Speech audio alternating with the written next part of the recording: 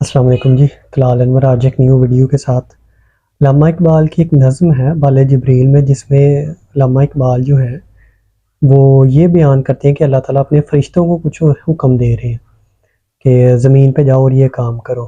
तो अब अल्लामा इकबाल ने उसकी स्केचिंग की है, बल्कि ये बड़े मशहूर शेर हैं जिसका जो टाइटल है वो यही है कि फ़रमाने खुदा फ़रिश्तों से, कि अल्लाह ताला जो है वो फ़रिश्तों से कुछ फ़रमा रहे हैं। क्या फ़रमा रहे हैं ये सुने। कहते हैं कि उठो मेरी दुनिया के गरीबों को जगा दो। उठो मेरी अब ये अल्लाह ताला फरिश्तों से कह रहे हैं, उठो मेरी दुनिया के गरीबों को जगा दो, खाखे उम्रा के दरो दीवार हिला दो। जिस खेत से दहका को मुयस्सर न हो रोज़ी, उस खेत के हर खोशाए गंदम को जला दो। मैं नाखुश व बेजार हूँ मरमर की सिलों से, मैं नाखुश व बेजार हूँ मरमर की सिलों से, मेरे लिए मट्टी का हरम और बना दो।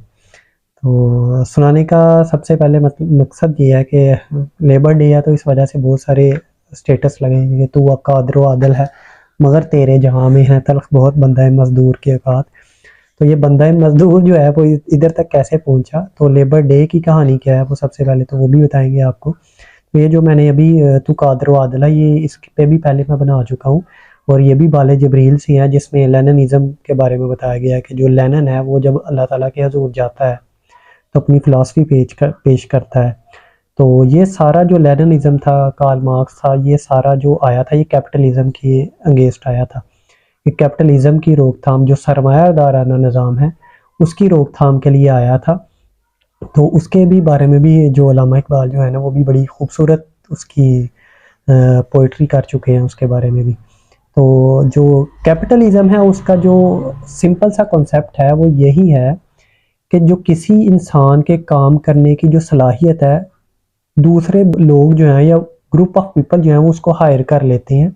उसकी काम करने की सलाहियत को, खुद उनको कुछ नहीं आता लेकिन उसकी किसी इंसान के काम करने की सलाहियत को, हुनर को खरीद लेते हैं और at the end of the month उसको कुछ पे कर देते हैं।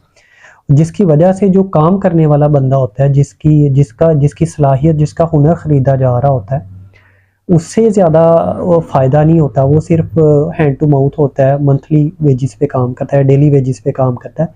लेकिन जो बंदा ख़रीद रहा होता है वो अमीर से अमीर तरह होता जाता है, जिस वजह से क्लास डिफरेंस पैदा होता है कि जो काम नहीं करता, जो सिर्फ दूसरे की बाय करता है, वो अमीर से अमीर तरह हो जाता है। और जो दूसरी वर्किंग क्लास होती है वो गरीब से गरीब तरह, एक मिडिल क्लास भी जनरेट होती है, या एक क्लास डिफरेंस क्रिएट हो जाता है, जिसको सिंपल सी ज़ुबान में सरमायादाराना निज़ाम कहते हैं। इस सरमायादाराना निज़ाम को अपोज करने के लिए लेनिनिज़्म आई थी, कार्ल मार्क्स आया था, जिसमें सोशलिज्म और बहुत सारी इस तरह की नज़रियात आए थे। लेकिन नज़रिया जो होता है ना, ये भी इंसान की खुदकार पैदावार होती है कि इंसान जो होता है ये हमेशा से पावर अटेन करना चाहता है। उस पावर को अटेन करने में बहुत सारे लोग आते हैं, जिसमें सरमायादार जो होता है ये हमेशा से फ़ायदेमंद रहता है। सरमायादार ही फिर स्टेट पावर भी खरीद लेता है, जिससे जब सबसे पहला जब इसकी सबसे पहले इब्तदा जो मज़दूर यूनियंस की इब्तदा जो हुई थी, ये इसी नज़रिए के बुनियाद पे जब इंडस्ट्रियल रेवोल्यूशन आया, तो इंडस्ट्रीज़ लगना शुरू हो गई। तो जो इधर काम कर एक वर्किंग क्लास पैदा होगी, जिसको काम करना, जो मशीन्स पे काम करता था, और उसकी इंतहाई बदतर हालात होते थे काम करने के। मतलब कि 16-16 घंटे वो काम करते थे, वेजेस कम होती थी, रेस्ट बिल्कुल नहीं थी होती। और ये जो संडे, आजकल तो संडे की छुट्टी होती है, हफ्ते की छुट्टी होती है, उस वक्त छुट्टी का कोई कंसेप्ट नहीं था। और फिर जो और दूसरे मसाइल हैं, सेहत के मसाइल हैं, कोई मर रहा होता, जो मर रहा है जिसकी सेहत ख़राब है उसका कोई पुरसानी हाल नहीं होता था, लेकिन जो मशीनरी है वो रुकनी नहीं चाहिए। तो उसकी वजह से फिर एक नया बंदा आ जाता था, तो वो बेचारा जो है उसका कोई पुरसानी हाल नहीं होता। तो जिस वजह से बहुत सारी मजदूर यूनियंस जो होती है ना वो पैदा होना शुरू हो गई। तो इसमें फिर बहुत सारी states, America, Canada, Russia Russia में भी इस तरह की आई। बल्कि इसमें एक बुक भी है, उसका भी रिव्यू आने वाले दिनों में मैं इंशाल्लाह दूंगा, जिसका टाइटल है माँ।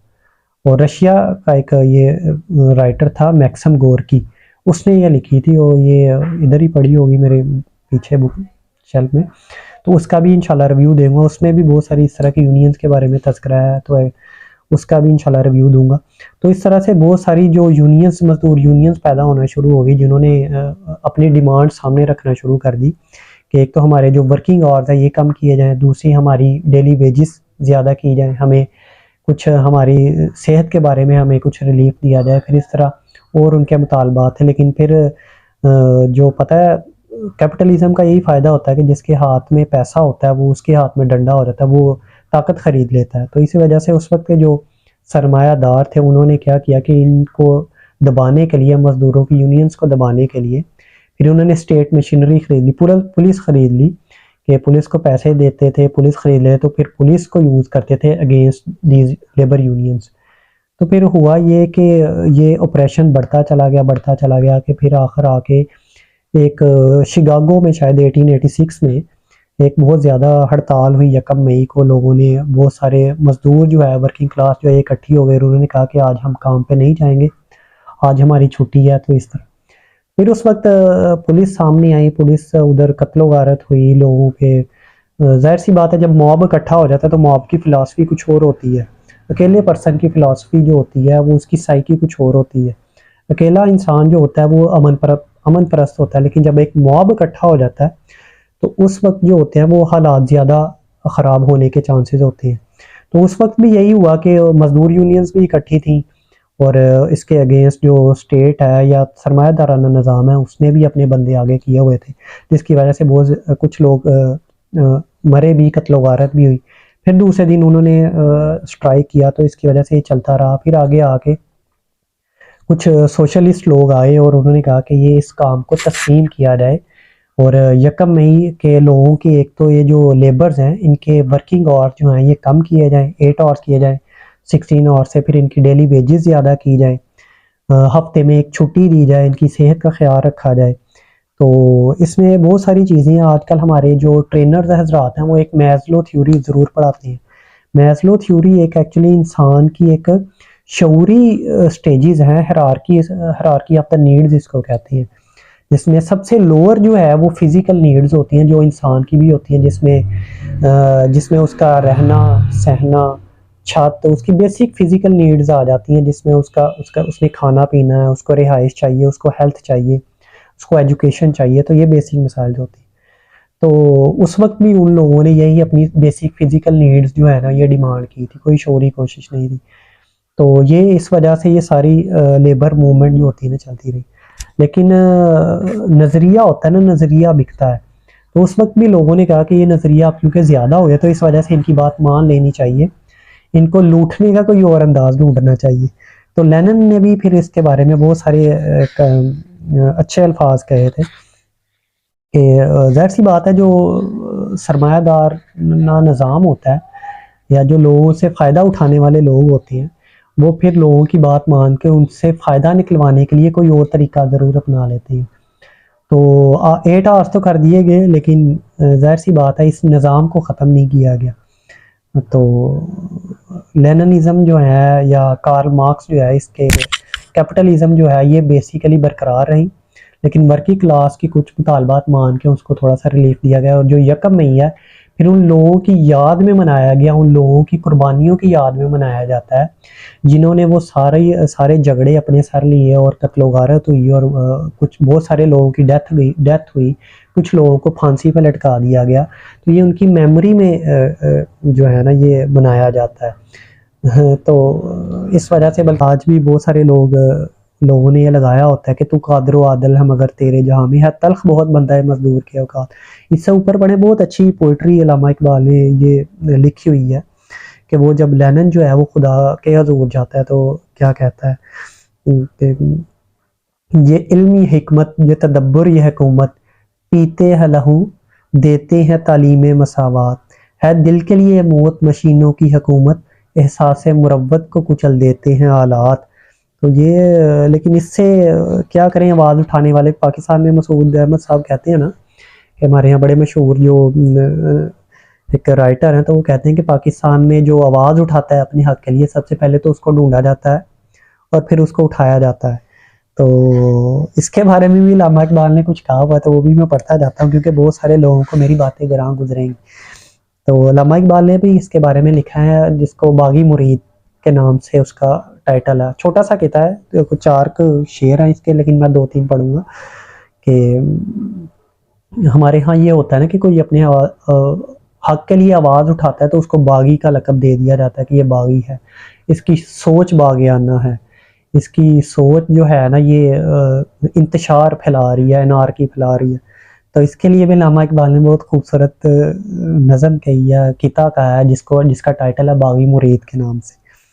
तो मुरीद और पीर का एक कॉन्सेप्ट जो आता है ना हमारे यहाँ चलता है। तो पीर जो होता है ना उसके बड़े शशके होते हैं, रहन सहन बड़ा ठाट बाट किस्म का होता है, लेकिन जो मुरीद जो होता है वो अपनी अपनी भूख काट के, अपना मन काट के तो पहले तो रिज़्क इकट्ठा करता है, अपने लिए एक दिहाड़ी का बंदोबस्त करता है, फिर उसमें से कुछ हिस्सा काट के अपने पीर को नजराना पेश करता है।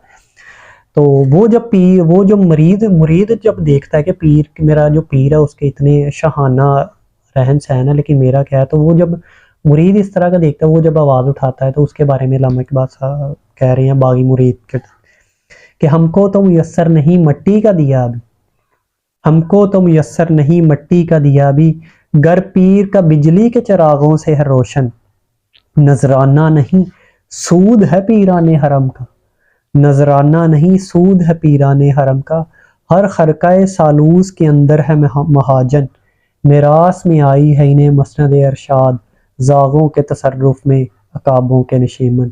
बहुत शुक्रिया। चैनल को सब्सक्राइब करें और लाइक ज़रूर करें, वीडियो पे कमेंट और लाइक भी ज़रूर कीजिएगा। थैंक यू सो मच, मिलते हैं नेक्स्ट किसी वीडियो में, तब तक के लिए अपना बहुत सा ख्याल रखें, अपने इस चैनल का भी। थैंक यू सो मच, अल्लाह हाफिज़।